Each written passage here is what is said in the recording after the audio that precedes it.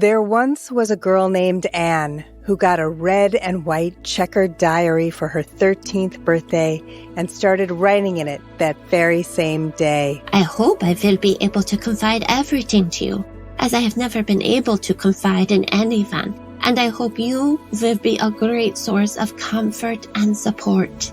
She named her diary Kitty and started pouring her heart out onto the page. She shared all of her deepest, darkest secrets, who she liked, what she feared, and all the places she wanted to go or words she longed to say. I can shake off everything as I write. My sorrows disappear. My courage is reborn. Anne had big dreams. She wanted to be a movie star and go to Hollywood, or become a famous author who wove tales of romance and adventure. Most of all, she wanted to believe in the goodness of all people, no matter what. I'm Deborah Goldstein, and this is Goodnight Stories for Rebel Girls, a fairy tale podcast about the real-life rebel women who inspire us. On this episode, Anne Frank, devoted humanitarian, honest observer, and best-selling author. Anneliese Marie Frank was born in Frankfurt, Germany on June 12, 1929. She lived with her parents and her older sister Margot in an apartment at the edge of the city. Frankfurt was beautiful, with winding cobblestone streets, tall stone buildings, and a river rushing through it. But there was a lot of confusion and fear in the faces that passed each other. Germany was very poor at the time, and many people were looking for food, shelter, and someone to lead them back to prosperity. A man named Adolf Hitler started telling people that he knew how to fix Germany and make it whole again. He said Germany had to get rid of anyone who he thought didn't deserve to be there, including Black, mixed race, Slav, Roma, or Jewish people. He was very anti-Semitic and claimed that Jews were especially evil and responsible for all the hardships happening in Germany. Anne and her family were Jewish. So were many of their friends. All of the hateful things that Hitler was saying about Jews scared them. There were rumors that he was going to try to lock Jews up or force them to work in labor camps. Already, Jews were being fired from jobs or told they couldn't enroll in German schools. So Anne's parents decided when Anne was just 4 years old to move their family to Amsterdam in the Netherlands. It was tricky at first, getting used to a whole new country and a different language, but Anne grew to love Amsterdam with its meandering canals and parks full of tulips. She learned to read, write, and even tell jokes in Dutch. Anne loved telling jokes and making silly faces, also crafting long stories. To encourage her creativity, Anne's parents gave her a very special gift on her 13th birthday. It was a trip to a bookstore where she got to pick out whatever she wanted. Anne chose a small diary covered in red and white plaid fabric with a little lock and key to keep it private. She named her new diary Kitty after one of her favorite characters in a Dutch book series. Anne was so excited to write letters to her dear Kitty and fill each page with all of her thoughts, dreams, and questions. Even though Anne's family had worked so hard to create a new life for themselves in Amsterdam, the Second World War was growing fiercer and closer every day. Throughout Europe, Hitler and his followers, known as the Nazis, were terrorizing people. Jewish homes and synagogues were destroyed, and Jewish people were now required to wear a special star on their clothes. Jews were forbidden from running businesses, going to the movies, or even walking in the park. One day, in July of 1942, Anne's sister Margot got a letter in the mail telling her to report to a labor camp in Germany. Anne's parents were very upset. They'd heard that German authorities were deporting Jews from the Netherlands, and that these so-called camps were really places where Jews were tortured or killed. Instead of sending Margot to an unknown fate, the entire family went to a secret hiding place. It was just a few rooms above the warehouse offices at Prinsengracht 263 where Mr. Frank used to work. Unbeknownst to Anne, he'd been preparing for this day for a while, bringing up furnishings and making sure there was enough food and linens for his family. Anne called it Het Achterhuis, or the Secret Annex. Dear Kitty, I expect you will be interested to hear what it feels like to hide. Well, all I can say is that I don't know myself yet. In order to get to their hiding spot, Anne's family had to wait until everyone had left the building for the day. Then they took whatever they could carry on their backs through the warehouse, up several flights of stairs to a hidden entrance. This was it. Just a few narrow rooms with blacked-out windows, a tiny kitchen, and a bathroom. Anne had no idea how to make this feel like home. She wasn't sure how long they'd have to live here or if it would ever be safe to go outside again. The only thing she knew for sure was that she was going to find a spot where she could curl up with her diary and tell her dear Kitty everything. Before long, the secret annex was pretty crowded. Not only were Anne, Margot, and their parents living there, but they also took in 4 more people looking for shelter and safety. Anne knew it was the right thing to do, but it was challenging sharing their tiny space.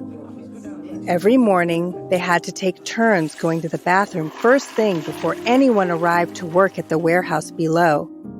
If the sun was bright enough, Anne was allowed to take the blackout screens off the windows during the day, but she could rarely open a window for fresh air.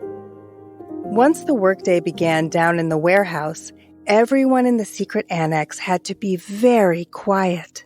They couldn't talk or flush the toilet. They tried not to walk around, and if they had to, they could only tiptoe in their socks. The next time they could really stretch their legs was at 12:30, when the workers in the warehouse below went out on a lunch break. Lunch was one of the highlights of Anne's day. There were 4 people from her father's office who brought food and clothing for everyone living in the annex. They also sat and told Anne and her family what was going on in the world, since it was hard to find out. These friends were so important to Anne. They were risking their lives to help out. If they were caught helping Jews, they would surely be killed. But they kept visiting. One of them even built a bookcase to place in front of the annex entrance so it was better hidden. Anne always felt lonelier after lunch was over and the helpers left. Everyone in the annex had to go back to being silent again. Once the workers had left, Anne could walk down the stairs, push away the bookcase, and get some space to herself. Everyone in the annex did different things with their free time. After dinner, they could listen to the news, write letters on the typewriters downstairs, or take a walk through the warehouse. It wasn't much, but it was better than being shut in all day. Anne especially loved wandering up to the attic and peeking out of the window. There, she was high enough to avoid being spotted by people below. It was Anne's only way to see the trees, the canals, and sky, to feel at least a little connected to the rest of the world. As long as this still exists, I cannot be sad. As the war continued, writing became a lifeline for Anne. She jotted down thoughts about everything, what she ate or read, which film stars she admired, even the arguments she had with her mother.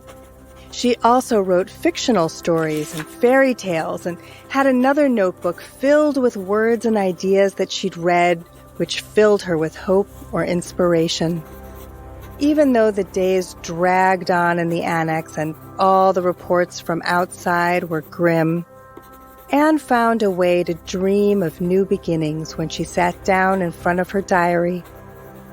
And on the days where she felt too tired or angry or scared to imagine anything outside of these dark rooms, she wrote about what that felt like too. On March 28, 1944, after she'd been hiding almost 2 years, Anne heard a special report on the radio from the Dutch Minister of Education. He urged people to hold on to all their important documents, including diaries, so after the war was over, they could share all that they'd experienced. Anne felt like these words were meant expressly for her. She had pages and pages of notes and letters to Kitty about all that she had been through. She wrote openly and honestly about what it felt like to be stuck inside and know your life was in danger. Also, what it felt like to stare up at the sky through her favorite window or to believe in the goodness of all people, no matter what. Anne started rewriting and editing her diary so that it would be ready to give to the Dutch government as soon as the war was over. She just hoped that day would come soon. I can feel the sufferings of millions. And yet, if I look up into the heavens, I think that it will all come right, that this cruelty too will end, and that peace and tranquility will return again. On August 4th, 1944, Anne, her family, and everyone else in the secret annex were found and arrested by German and Dutch police. They were taken to concentration camps, where they were forced to live in horrible conditions and work until they were too weak to stand. Less than a year later, Anne died at age 15. She became one of 6 million Jews killed during this mass genocide known as the Holocaust, along with millions more who had skin colors or beliefs that were different than Hitler's. Though Anne Frank's life was cut way too short and she suffered so much, her voice is still very much alive. After she and her family were taken away, 2 of the helpers who used to bring lunch and supplies to the secret annex found Anne's writings. One of the helpers kept Anne's words safe in a desk drawer, hoping to give them back to Anne one day. But the only person from the secret annex who survived the concentration camps was Anne's father. He worked hard to organize Anne's beautiful words and got them published in 1947. Anne's book, originally titled The Secret Annex, and later called Anne Frank, The Diary of a Young Girl, has now sold over 30 million copies. It's been adapted into a play, a film, and has even been translated into more than 70 languages. It's opened so many people's eyes to the brutal truths of what happened during the Second World War and the many lives that were lost because of Hitler and his followers. Today, we celebrate Anne's rebelhood because not only did she face violence, hatred, and prejudice, she also found a way to keep dreaming of better days to come. She wrote about love and loss, joy and pain, so that everyone could understand what she was going through and feel her humanness.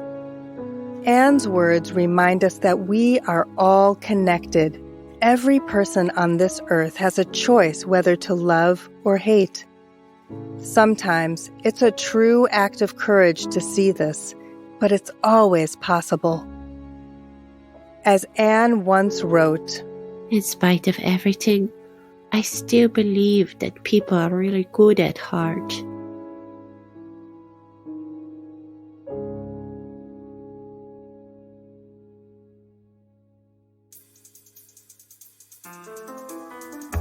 This podcast is a production of Rebel Girls. It's based on the book series Good Night Stories for Rebel Girls. This episode was narrated by me, Deborah Goldstein, and Abby Sher. It was produced and directed by me, Deborah Goldstein, with sound design and mixing by F&K Media.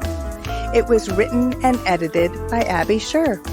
Fact-checking by Joe Rhatigan. Our executive producers are Jess Wolfe and Joy Smith.